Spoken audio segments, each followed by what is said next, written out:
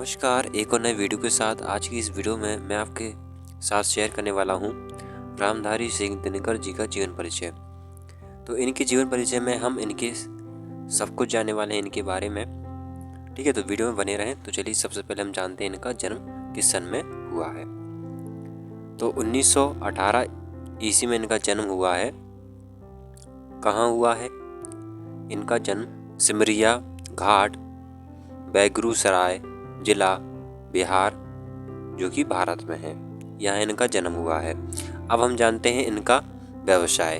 तो ये कवि रहे हैं और लेखक। ठीक है, तो लेखक ही है कह सकते हैं आप। उसके बाद है अवधि काल।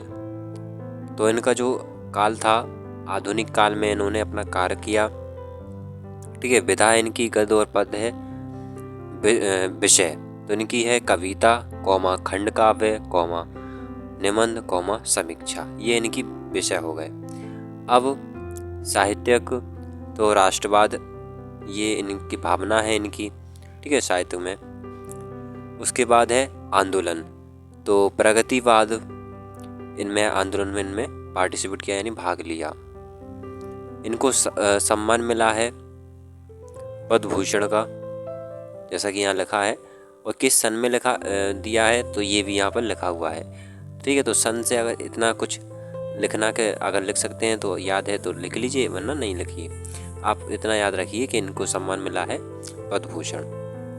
ठीक है, तो जितना आपको याद रहे उतना आपको लिखना है एग्ज़ाम में। ठीक है, जितनी हो सके आपको जानकारी इकट्ठी करके लिखना है। जैसे यहाँ पर आ जाता है कि इनका साहित्य परिचय। तो साहित्य परिचय में जितना भी आपको ये बताया है, इसको आपको कैसे लिख देना होगा? 1-2 लाइन में लिख देना होगा, जो भी चीज़ें मैं आपको बताया है। ठीक है, तो ये साहित्य परिचय हो जाता है। बाकी आपको लिखना इसी तरीके से शुरुआती में। ठीक है, उसके बाद साहित्य में स्थान।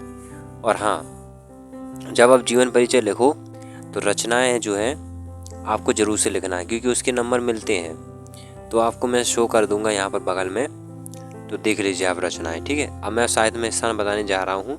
यहाँ पर मैंने आपको रचना इसलिए नहीं बताई क्योंकि यहाँ पर लिख नहीं पाया। ठीक है, अभी मेरे को याद आया। तो चलिए साहित्य में स्थान जान लेते हैं। रचनाएं आपको बगल में दिख रहा होगा। तो हिंदी साहित्य के कालखंड में छायावाद उत्तर काल का प्रमुख कवि माने जाते हैं। इसके साथ ही इन्हें प्रगतिवादी कवियों में भी उच्च स्थान प्राप्त है। अब इनकी मृत्यु आखिरी में ही लिखना है। ठीक है, पूरा जीवन परिचय हो गया, फिर उसके बाद निधन के बारे में लिख देना है। ठीक है, तो 1974 ईस्वी में इनकी मृत्यु हो गई। अगर आप शुरुआती में मृत्यु लिख देते हैं तो फिर ठीक नहीं लगता है कि हम किसी के बारे में जानते हैं और हाल ही में हम उनकी मृत्यु जान लें। तो बेस्ट अच्छा सबसे रहता है कि आप आखिरी में इनकी मृत्यु लिखें। तो वीडियो अच्छी लगी तो लाइक कर देना और साथ ही चैनल को सब्सक्राइब मिलते हैं अगली वीडियो में।